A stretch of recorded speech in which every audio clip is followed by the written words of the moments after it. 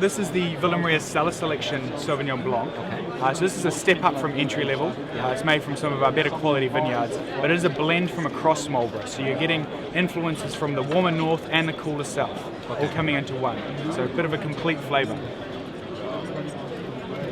2012 was a slightly cooler year in New Zealand, quite a difficult vintage, so we get less of the passion fruit coming through and more of the green characters. Coming through.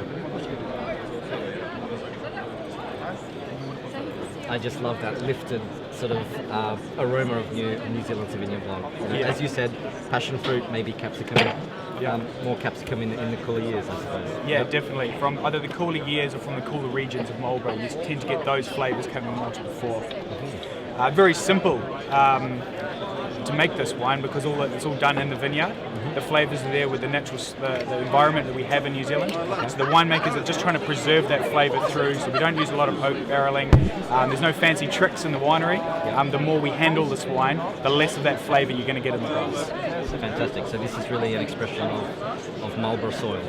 Very much Marlborough soils, and especially the Marlborough climate that we have. Okay.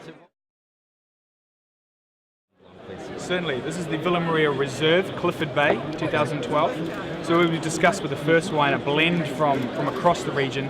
This time we're honing in just on the southern valleys, the Awatere Valley in particular. So this is generally from parcels of our 3 best performing vineyards in the Awatere Valley. Okay. We parcel harvest everything. So even though a vineyard may be designated as reserve quality or super premium quality, if one part of that vineyard doesn't stand up in the final tasting or blending, it won't make it into the final lot. Now, forgive me if I'm sort of imagining this, but it seems that this is a lot more minerally in style, this wine, a lot more complex. So rather than just pungent sort of gooseberry and passion fruit and capsicum, you also get this sort of lovely minerally quality. Is that something to do with the soils, do you think? Partially the soils, but I would say, from my opinion, the biggest influence on that is the climatic conditions. In the Awatere Valley in the south, it is much cooler, so you do get more of that mineral characters coming through, a higher acidity. The tropical fruit aromas are taken away quite a bit, and so what you're left with is a more elegant, linear style of wine. With a much longer finish, I think. Yeah? Of course, and that's the quality of the vineyard stepping through. They're doing that parcel harvesting, meaning we're only getting the best fruit to go into this wine, so that will extends the complexity. It also even allows for a little bit of aging as well, which you don't often do with Marlborough Sauvignon Blanc, but it is possible. And is there anything you do differently to this wine that you don't do to the other wines? The biggest difference is in the blending session. So we're blending only from the Awatere Valley itself. But the winemaking itself is not significantly different between the last 3 styles of Sauvignon Blanc. Yeah, very, very similar winemaking. Some slightly different viticultural techniques. We spend more time in the reserve quality vineyards to preserve that quality and encourage that kind of growth. So that's where the work is really done. Is leaf plucking and a green harvest part of the regime for this area? Very much so. You need to keep yields down. You need to keep the fruit very clean. You need to take away some of those leaves, especially in a very cool year, and you're trying to get as much sun as you can.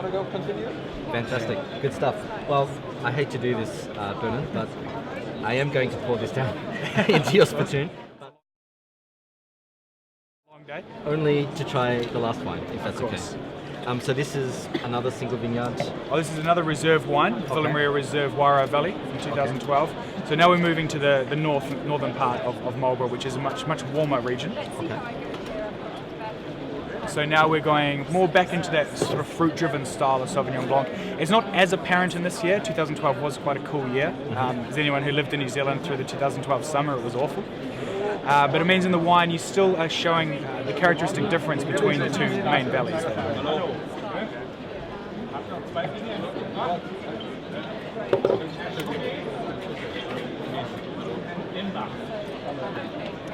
Whereas the first one had more sort of minerally characters and that sort of lovely greenness.